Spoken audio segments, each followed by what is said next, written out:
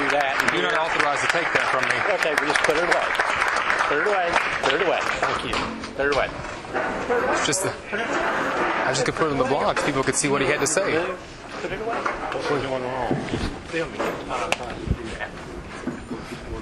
Okay. I just said. Got it?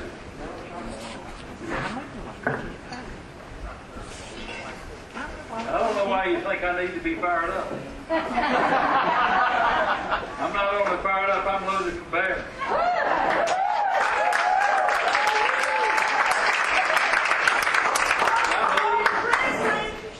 I believe Social Security is one of our crowning achievements of the country. Let's be frank. As America grows older, Social Security is going to be tested on the threshold of that. Some see this as a chance to replace Social Security with a private account. Yeah, it is. How about now? Can you hear that? I'll start all over. Social Security is one of our crowning achievements. I perfectly believe that. That's not relevant. But let me tell you, as America grows older, you know and I know, this program is going to be tested. Some see the challenge of late as a chance to replace Social Security with private accounts. George Bush proposed them 5 years ago. Others believe there's no private account that can replace Social Security, and I'm one of them. Social Security is the nation's only retirement plan for more than half of the workers who work in the economy of this country. But it's more than a retirement plan. That's the point I want to make to you. If you die before you retire, Social Security pays benefits to your dependents. Those benefits and that benefit is the equivalent of $12 trillion worth of term life insurance effective in this country. If you become disabled before you retire, Social Security provides disability benefits, and after 2 years, Medicare. Go into the open market, the private insurance market, and try to find a benefit package like that. Disability insurance plus comprehensive medical care. And if you're blessed with a long life and a healthy life, you don't outlive your savings. Your benefit doesn't dwindle at age 85 to half its purchasing power at age 65. It stays abreast of inflation. Try to find that in a private plan.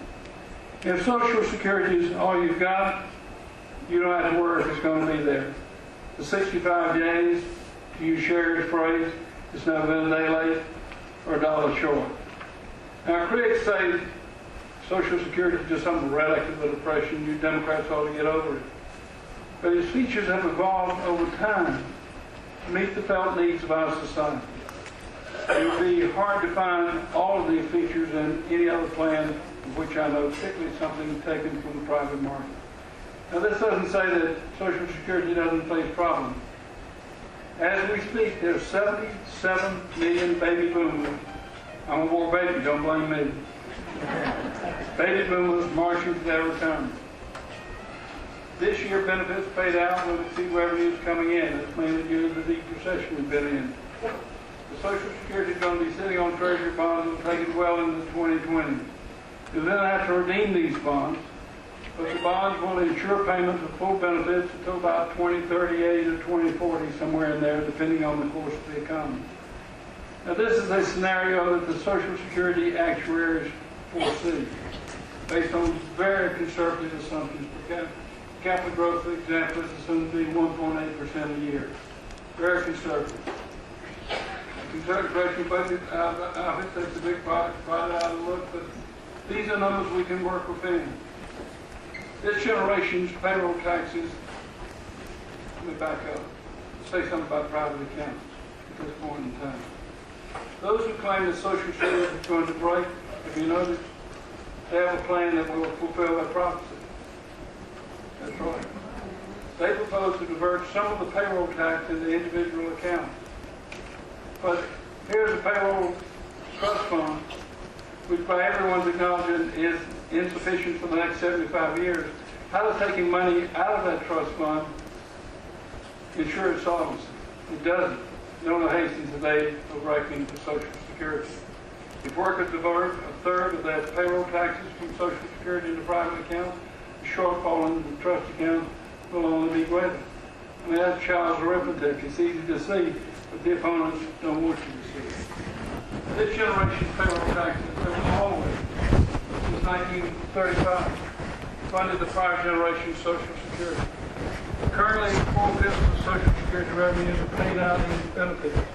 Many privatizers would divert the fifth that doesn't need to be paid into private accounts. But once again, the time is coming, the day is arriving, when Social Security will need every dime of that money.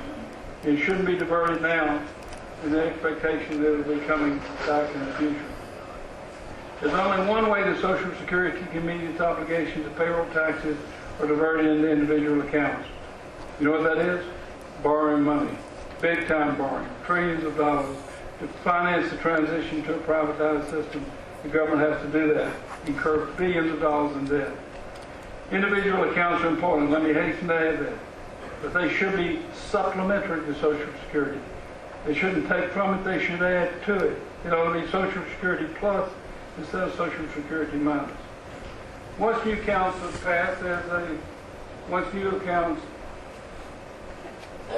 are passed over, there's a whole array of different resolutions, different solutions to Social Security, any half dozen of which would make it solvable. The Congressional Budget Office, at our request on the Fiscal Commission, just published a book full of proposed solutions. I've been through it. I can't endorse and won't endorse any particular one of them, but it shows you that there are numerous ways that would not be detrimental to the system to make it solvent for as far as we can see in the future, 75 years, which is the goal. It can be done. It's feasible. No question about it. But the sooner we do it, the better. No question about that either. There are ways, I assure you, to make Social Security solvent. What's not lacking are not solutions, but a will to find common ground, and that's the purpose of our Fiscal Commission. Make Social Security rock solid for as far into the future as you consider. I'm a chair of the Budget Committee, and I'm notorious for bringing and dropping numbers here and there. So let me drop a few numbers with you to write down on the back of your pads and just keep in mind.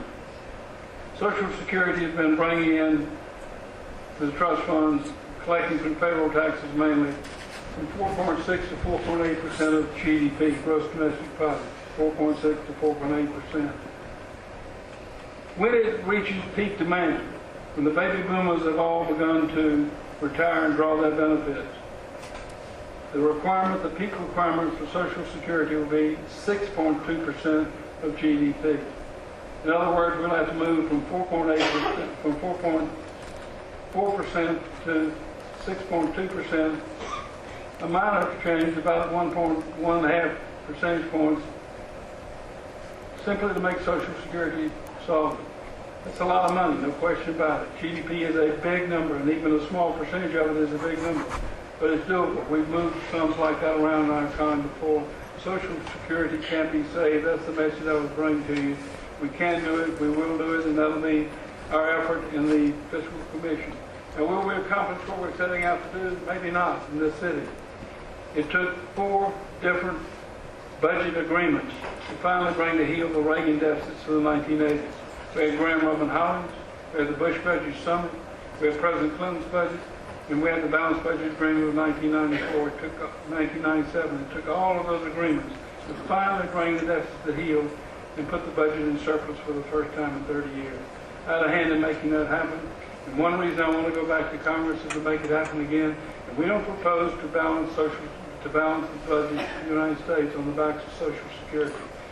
But we do have to deal with the long-term solvency problem of Social Security, but that's independent of the fact that we've got a budget badly in deficit, and that needs to be corrected first. The long-run solvency will be addressed also, but I doubt we'll have a real solution to that for a few months to come. I think it will be in the interest of all of us to work together, understand each other, to try to come up with something that imposes the least burden on the people who need it the most. We can do it. The message I leave with you is Social Security is a great program. It should not be replaced. It should be repaired, fixed, and made solvent for as far as the eye can see. It's 75 years of age. Thanks for this opportunity.